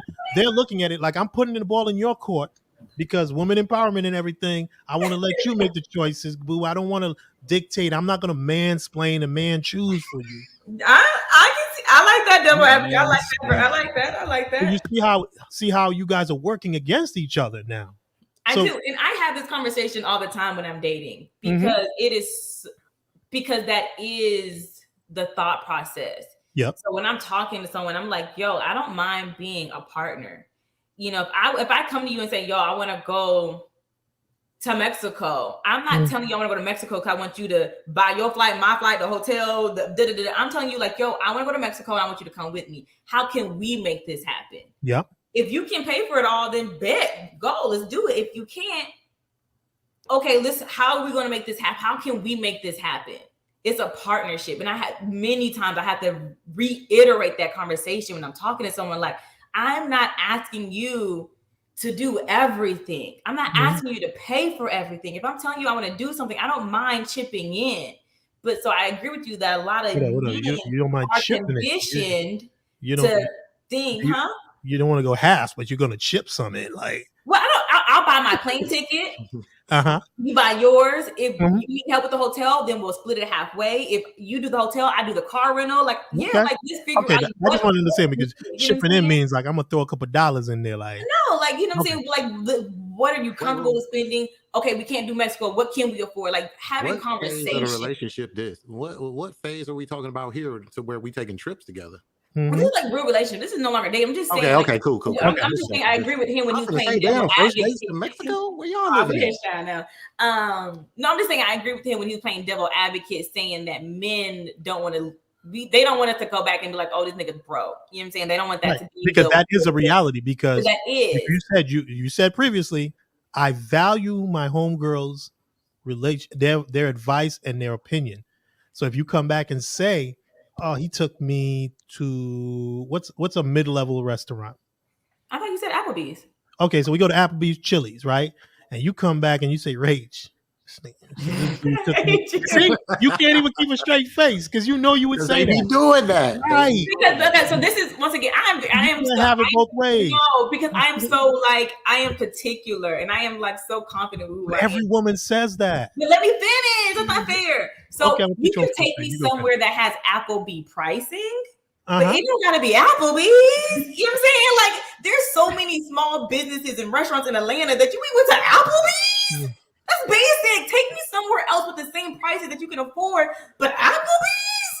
Come on now, we grown. Try something different. Hey man, Applebee's, they never did I nothing don't wrong. want to go there. That's it. I don't want to go there. That's why he told you to choose, because women have these standards. Like, he's like, I damned if I do, damned if I don't. I take you to the small spot, you'd be like, I really prefer the Applebee's. You know, they got that 2 for $20. We could have took something home. Like, you know what I mean? Like, Whatever. that's all I'm saying. I'm just saying the communication has to be there better. Like, It does. like it And seems that's like why I say I feel like Well, I we agree all with can agree that Micah it's and a Lango communication. date when they really talk on the phone first. I think that from my perspective and like that's missing when I meet someone, Mhm. that's not the first thing on their plate. And I guess I never thought that I could make that a thing before I even go on a date. I never Yeah. like just looked at it in that light. Like I Yeah. can make sure, like, before we do that, let's whatever. You know, it's really about holding everyone accountable. I never, I guess, held the woman accountable for letting the man know, like, this take it slow. Let's see if I even want to hang out with you. He's Right. like, okay, cool, you want to take me? Let's go. So Yeah. I will say, I will now think about that as well. Okay, that's So y'all great. taught me Yeah. something. So now you got to go back to the homegirl crew and be like, hey, girls, Ladies, let's talk to listen them up. before we date them, okay? Rachel, on It's 3. called Wait. But it it's depends called though. caking for that's If not that's what they a lost want. art. If But it- y'all want to just go out there and do your thing, then hey, continue doing what you're doing. But if you seriously trying to get to know somebody and date them, I say slow it up a little bit. Right, and that's what I'm saying. The current trend that is for millennials, that's what a hot girl summer is, right? I'm just gonna go out, It have all some comes fun, back around. go on a Look at date. you. See, boy, come on, Looking man, good at this, man. come on. So their in turn is the hot girl summer. That's what I perceive the hot girl summer is. I don't really want to get to know people. If I meet some cool people along the way, oh, did she freeze up? Oh, we lost her for a little bit. Okay, you froze a little bit. Oh, there she is. I lost all of y'all. I'm losing everyone. Yeah, like we can see you freezing, but it's all good. But like to me, it's like hot girl summer is the antithesis of what you're saying. Let's go on a date.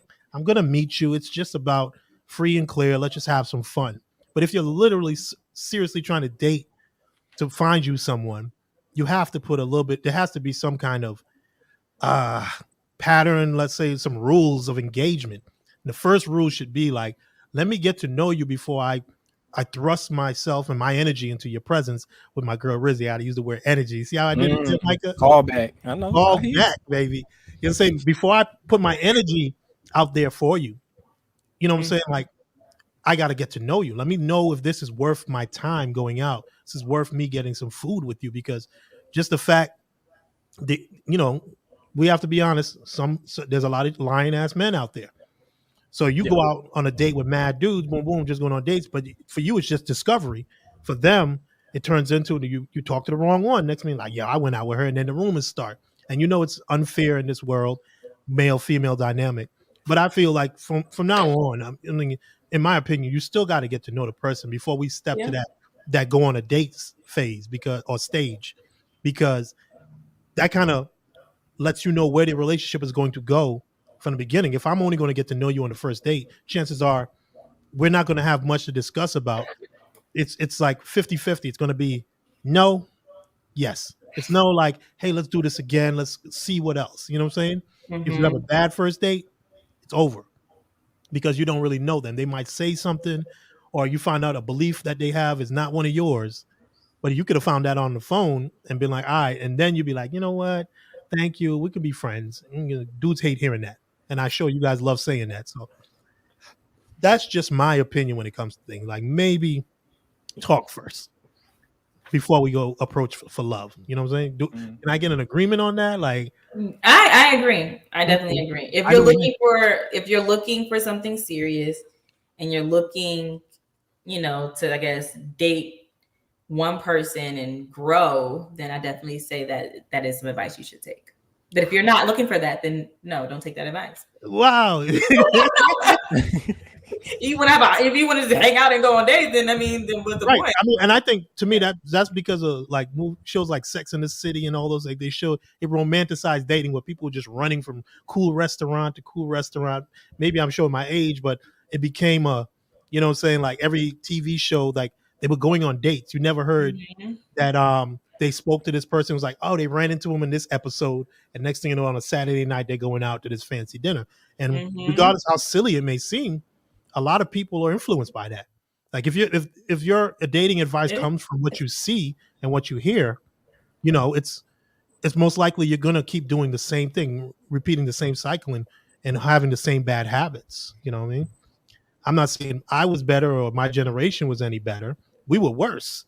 You know what I'm saying? Like we took, like, honestly, like it was a badge of honor to go on a date, and your first date. I don't know how millennial men perceive, but if you could smash on your first date, that's what you were trying to Ain't do. nothing changed. Ain't unchanged? Okay. Nah, it's still some of that out here. It's still Yeah, some of that. because that was the badge of honor, and that's when a lot of And that's the probably why dudes want to take you out so quick too. right. That's what I'm saying. Look, if you're gonna go out on a date with me, as these young men have been conditioned, like if you're putting out money, boom, boom, boom, you're probably supposed to get something. If it be a kiss, a hug, another date, another chance to link up, you're supposed to get the keys to the barn, so to speak. You know what I'm saying? Like if you go on this date with me and you like it, that means you like me. And where do we go from here? What's next? You know what I'm saying? So I apologize from my generation to yours for messing up these young boys like that. Like I'm sorry we did that. You know, we got around, but sometimes we just got to stop that crap. But just to piggyback, it Mhm. just like I said before, it comes down to the young man. So it just comes down to him. So our takeaways from today are, first of all, young women have to start using phones more, not just to text and take selfies, right? Post So on likes Instagram. on And Instagram. likes on Instagram. We're going to use the same number that we're texting with to actually get to know the young man. Okay. And for the young men, we too have to turn around and say, hey, we, like you said, take charge. I want you to have an idea. But in turn, you too have to talk to this young woman before you go out on a date with her to get to know her, having some semblance of who she is. Therefore, you can plan a proper date to get to know that young woman.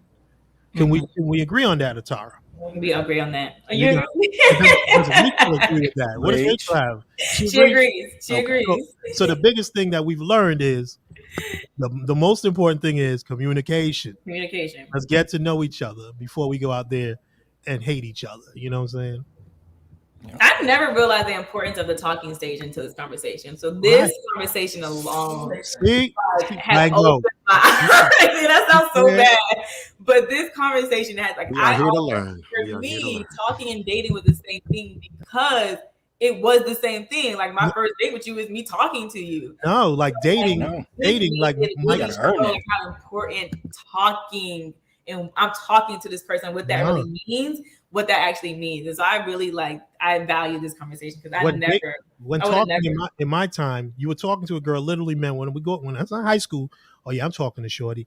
You know what I'm saying? You'd be like, that means meeting her at the locker. Maybe we talk to each other at lunch. After lunch or after school, we might walk to the bus stop. That's like literally talking to her to get to know her. To the point where she finally gets comfortable enough, like, yes, and then she's waiting for you to either ask her to the dance, homecoming dance, or ask her out to the movies on Friday night because You know what I'm saying? That's one of the only times. Y'all had the We didn't little have note, Netflix. right, Linton? Y'all had to check yes or no. Yes, That's what literally, y'all you had. had to do that, or you had Now, to what get with you her know Yeah, homegirl, about this that's a though? thing. Hey, or what you you get with her know? homegirl. If you knew a homegirl, you'd be like, "Hey, I'm thinking about asking her. You think she'd say yes? You think she'd be open to it? You getting all your reconnaissance done to get this The work. to See? get this just to get this yes to go on a date. It was no longer like, hey, go on a date with me, and you look at him like, yeah, you're cute. Okay, I don't know you, but let's go on a date. Like that's dangerous. You know what I'm Yeah, that's saying? creepy. That's creepy. Now That's that's creepy. That's creepy. Not, you know what I'm saying? We gotta change we gotta swing the pendulum. Like talking on the phone is not creepy. Getting to know Yeah. someone or going out on a date without someone you don't know, that is creepy and sketchy. Yeah. So I'm so happy. What taught me something? Like I'm not. I never mind admitting when like I learned something and I gained a new insight and perspective on something. So I definitely Well, got appreciate something you on from that. this. All right. So it was a great conversation, Tara. We're gonna have to do this again. For sure. Maybe one time we might jump on the Tyroscope. Like you never know. Crossover. I would love it. I would love That's it. a little crossover. We go say bars. You know what I'm saying? So before we go, I'd like Atara just give a moment. You know what I'm saying?